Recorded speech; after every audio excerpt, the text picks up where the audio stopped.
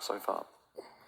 Well, I think first is why is it that we're doing this in the first place? What is it that's motivating this conversation around carbon markets and the VCMs? And then what is the cost of inaction? And then in the case of nature assets, what is the opportunity cost to having nature assets or not having them?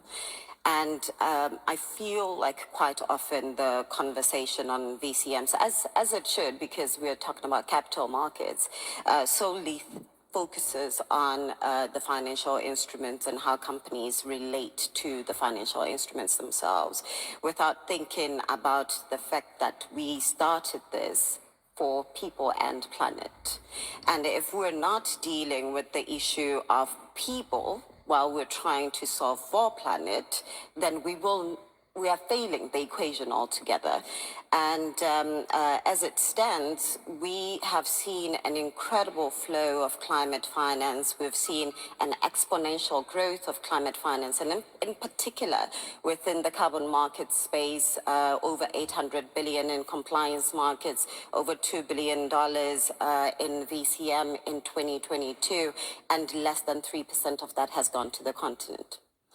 And only about 11% of total offsets that retired carbon that has happened in the last 10 years has been African.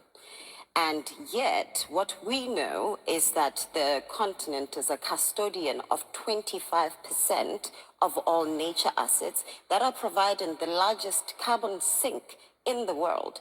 Now, the Congo Basin in itself is providing more than even the Amazon and Indonesia combined, and yet doesn't even come anywhere close to attracting the right financial investment to it compared to those other two.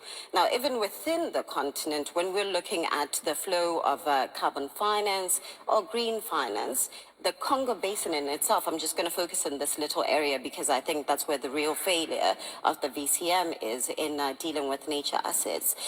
The Congo Basin in itself then only attracts less than 30%, and I'm picking just DRC, less than 30% of the total flows of finance that goes into carbon space in the continent. So there's clearly a big injustice here, and we are failing in the market to respond to exactly what it is that is safeguarding the world, and that is going to be the main contributor to us achieving our long-term goals towards net zero.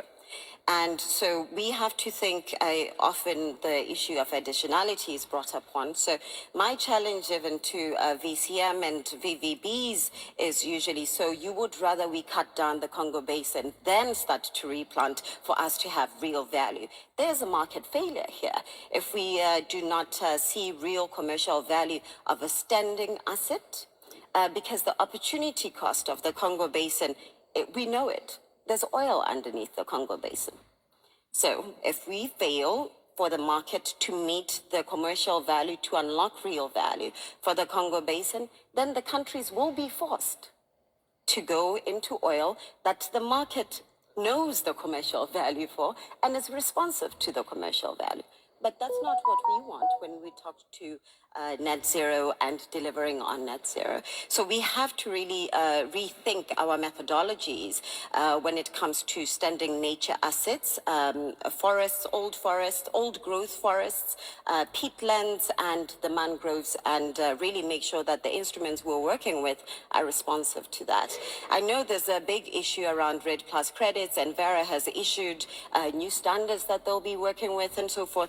But we need to take into account that all methodologies initially, and this is quite, people think it's been quite controversial, but I think VCMs were started for European and US-based markets that do not have the carbon sinks that other developing markets have. So we need to adjust because we are not getting the carbon reductions out of Europe and out of the US, but we are getting them elsewhere. So the market and methodologies should respond to that. And then secondly, we have to think much broader than what is it that aviation industry is going to get from the offsets to the complementaries that come with particular carbon projects in the continent. Here we're looking at biodiversity, and then we're looking at the socio-economic benefits. If we're just picking up in the clean cooking projects in particular, those ones, they have huge co-benefits. We're talking about over 1 million women that die from health-related issues, from dirty cooking solutions, and we're talking about productivity improving when we invest in that space. So if you invest in clean cooking technologies, you are investing beyond your own offsets, but you're looking at also increasing the conversation around just transition. Because in other parts of the world, what is just transition when you've never even had energy? So I think we need to think much more broadly about what just transition means, how our methodologies respond to capital markets, but also to socio-economic needs. And we have institutions that can take this upon if the challenge to markets is risk perception or that we don't have stable markets.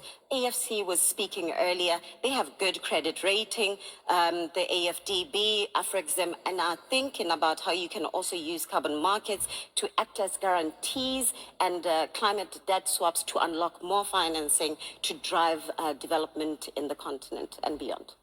So I think a double irony